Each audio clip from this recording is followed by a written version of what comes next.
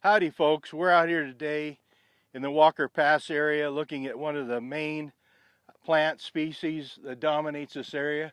That is the Joshua tree. It's a member of the yucca family. These are well over 100 years old. Now some people debate that they live about 150 years, others say maybe 1,000. I don't really know, but these have been here a long time. They're very large.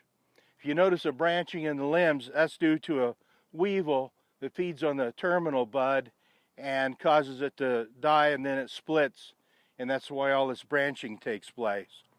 These were named Joshua trees by the Mormons after the Old Testament prophet Joshua because it looked like him holding his hands up and praising God.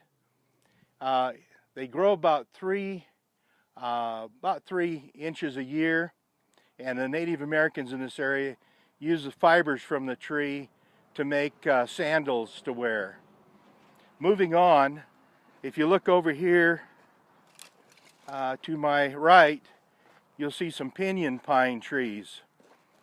These supplied food to the Native Americans, who in this area would have been the Tubatalabal, which their name means they who eat tubats or pine nuts.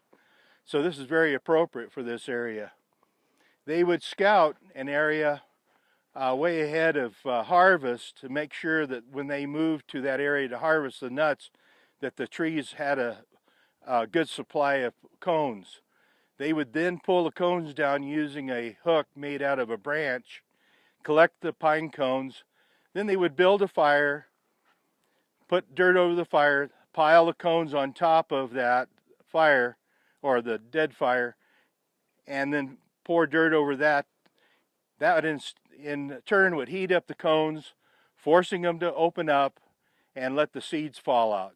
They would then use winnowing baskets to pick up the dirt, seeds, everything, and toss it up in the air using the breeze to carry away debris, leaving only the nuts, which they consumed at a later date. Thank you.